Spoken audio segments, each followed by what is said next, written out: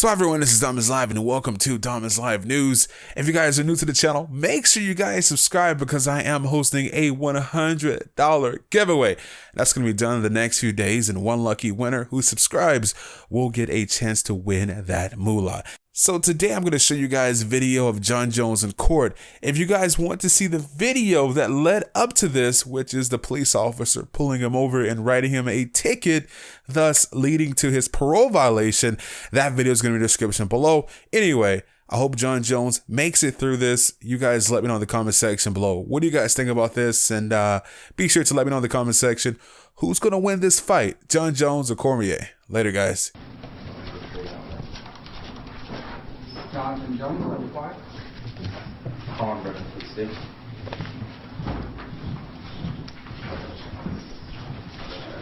Morning, Your Honor. Nancy Hollander, Frank Davis here for Mr. Jones. Vince Ward is actually his lead counsel, but he's out of town. And Judge, we do have an agreement on this case. The defendant is admitting to violating amended paragraph 2, which is failure to report police contacts in a timely manner. The agreement is 1, he's to complete a driver improvement course, 2, enroll in an anger management course, 3, complete 60 additional hours of community service within 3 months. And then the state is also asking for a curfew. The defense wishes to argue whether the curfew should be enforced. The state does believe it should be enforced. We'll give our reasons later, but those are the 4 conditions that the state's asking for at this time. Your Honor, we want to start by saying the most important thing here is that Mr. Jones was sober when he was stopped by this police officer and has been sober for 6 months, and that's really significant here.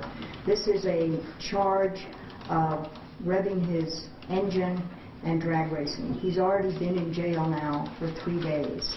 So, and he's already actually before this had done 76 appearances, 125 hours of community service. We just wanted to stress that. We intend to fight these traffic violations. We believe that they're bogus. We believe that he was profiled, but that's obviously for another day.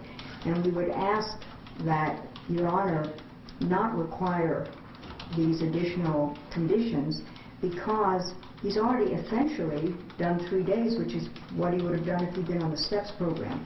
The most important is a curfew. Mr. Jones now has a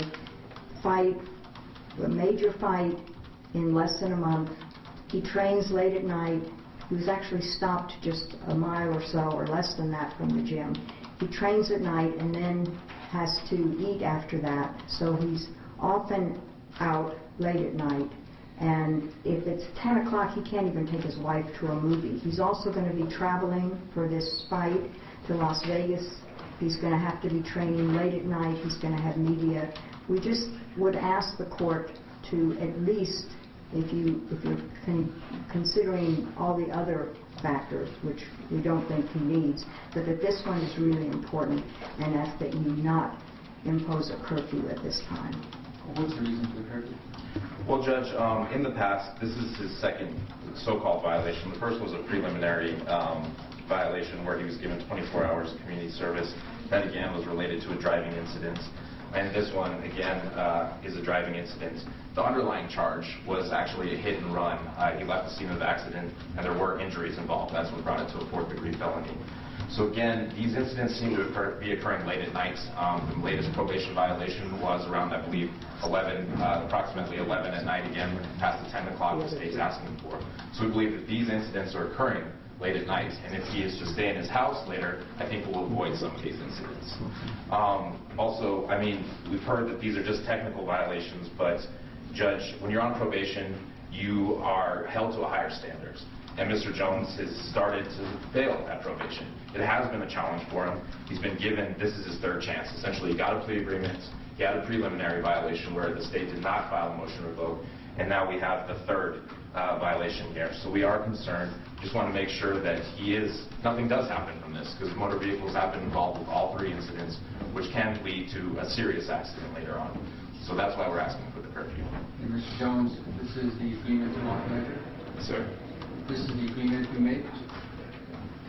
This Yes. is what you want to do? Yes, sir. And you do realize that by admitting a violation of probation, you're giving up the right to have your hearing. If you had a hearing, you could question the state's witnesses, you could present your own witnesses, you could testify or not as you choose at that hearing. If you lost at that hearing, you could appeal to a higher court, and then be up to the state to prove that you violated, but you don't have to prove anything.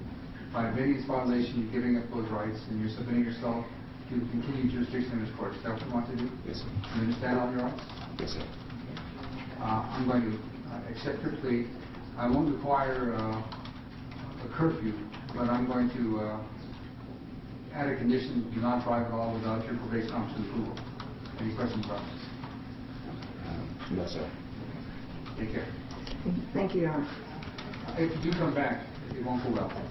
Sir. So take this serious. Yes, sir. Thank you, Your Honor.